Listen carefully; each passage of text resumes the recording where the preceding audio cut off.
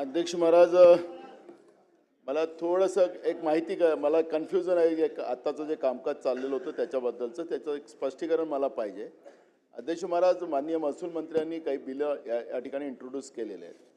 कुठेही आपल्या आजच्या ऑर्डर ऑफ डेमध्ये नाही. तो एक मला स्पष्टीकरण अध्यक्ष महोदय पाहिजे. आणि दुसरं,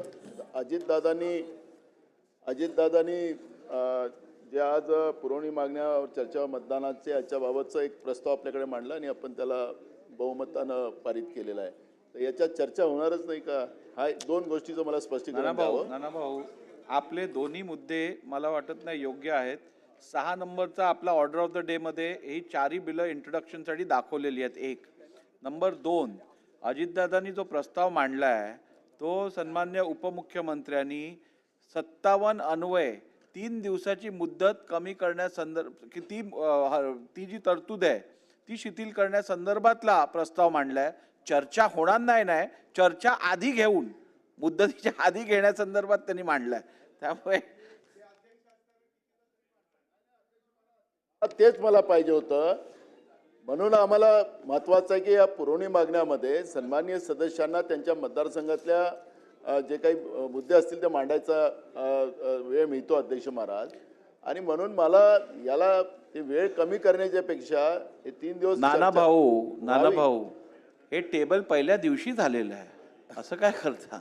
अच्छा, ठीक आहे, मी माझ्या विचार येतो. चला अध्यक्ष महाराज, मी महत्वपूर्ण एका विषय. आता योगेश सागरजी, मी महत्वपूर्ण विषय नाही ना, माझा विषय ना अध्यक्ष महाराज. तुम्हाला नाना भाऊ, तुम्हाला यापुढे तुमचे विषय सिलेक्ट करून बोलायला लागतील, कुठचे महत्वाचे आहेत. तुम्हाला पहिली संधी दिली, आता अजून महत्वाचं दुसरं काय? मी जे नोटीस दिलेलं अध्यक्ष महाराज, मी एका महत्वपूर्ण विषयावर आपल्या सदनाचं लक्ष आणि आपल्या लक्ष वेधतो अध्यक्ष महाराज. राज्य निवडणूक आयुक्ताविरुद्ध भारतीय राज्यघटनेच्या कलम 243 क अंतर्गत बेकायदेशीर कृत्या केल्याबद्दल पदावरून दूर करण्यासाठी आवश्यक ती प्रक्रिया तात्काळ सुरू करण्याबाबतचा हा माझा प्रश्न अध्यक्ष महाराज. अध्यक्ष महाराज, आपण पाहिलं असेल की राज्यामधल्या नगरपालिका नगरपंचायतच्या ज्या निवडणुका झाल्यात आणि त्या निवडणुकांमध्ये जनतेमध्येही संभ्रम आला आणि राजकीय पक्षामध्येही संभ्रम निर्माण करण्याची परिस्थिती झाली. आज पण आपण पाहिलं की आज महानगरपालिकेची मतदानाची अंतिम सूची जाहीर करणार होते, पण आजच्या जागी आता तिला 15 तारखेला करायचं निवडणूक आयोगाने वेळेवर ते सूचना दिलेली आहे अध्यक्ष महाराज.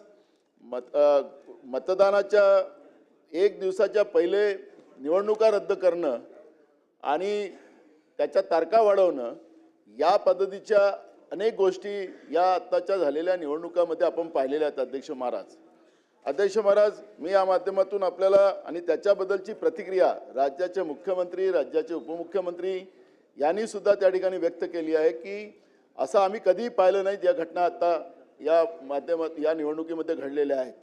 आणि म्हणून आपणास अत्यंत महत्त्वाच्या या तातडीच्या विषयासंदर्भात हे निवेदन सादर करीत आहे की राज्य निवडणूक आयुक्तांनी अलीकडील नगरपालिका, नगरपरिषदा व नगरपंचायत निवडणुकाच्या प्रक्रियेदरम्यान काही प्रभागाच्या तसेच नगरपरिषद अध्यक्षांच्या पदाच्या निवडणुकांपुढे ढकलण्याचा निर्णय घेतला आहे. निवडणूक प्रक्रिया एकदा अधिसूचित झाल्यानंतर निवडणुका पुढे ढकलण्यासंदर्भात कोणतेही तरतूद विद्यमान कायदे किंवा भारतीय राज्यघटना प्रदान करीत नाही. याविषयी राज्याचे माननीय मुख्यमंत्री यांनी सुद्धा माध्यमांसमोर निवडणूक पुढे ढकलण्याची कोणतीही तरतूद नसल्याचे सांगून राज्य निवडणूक आयुक्ताची ही कृती बेकायदेशीर असल्याचे सार्वजनिकरित्या मत व्यक्त केले आहे. वरील कृती ही राज्य निवडणूक आयुक्ताच्या घटनात्मक अधिकाराचा अतिरेक असून भारतीय राज्यघटनेच्या कलम 243 क मध्ये नमूद असलेल्या स्वायत्त, निष्पक्ष व पारदर्शक निवडणूक प्रक्रियेच्या मूलतत्वांना बाधक आहे. या कारणास्तव सदर कृती ही राज्य निवडणूक आयुक्ताविरुद्ध समान प्रक्रिया राबवण्याची गरज असल्याचे माझे मत आहे. आपल्या हस्तक्षेपाने संविधानाच्या अधिष्ठानावर आधारित असलेली निवडणूक प्रक्रिया अबाधित राहील असा मला विश्वास आहे.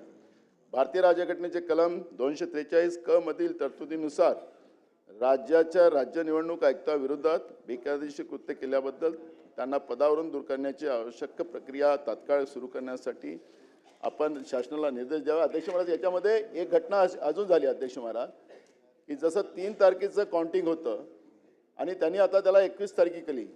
त्याच्यामुळे जे काही निवडणूक अधिकारी जे होते त्यांना जे वेळेवर पत्र गेलं, त्याच्यामध्ये अध्यक्ष महाराज मी विशेष करून एक सालेकसाचं घटना त्या ठिकाणी झाली आणि त्या ठिकाणी निवडणूक आयोगाने जे काही वेळेवर पत्र. नानाभाऊ, मुद्दा काय आहे की पदावरून काढण्यासाठी आपण शिफारस करत आहात ना?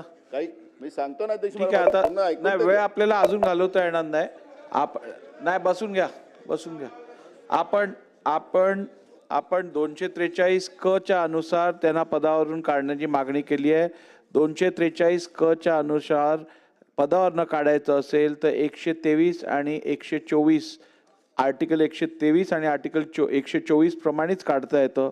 ज्या प्रकारे हायकोर्ट जजचं इम्पिचमेंट होतं तीच प्रोसिजर स्टेट इलेक्शन कमिशनला काढण्यासाठी लागू केली जाईल. ती या सभागृहाच्या अखत्यारीतला विषय नाही आहे आणि शासन तर मुळीच तसं करू शकत नाही. त्यामुळे मला वाटतं या विषयावरती आपण आता अजून बोलणं अपेक्षित नाही आहे.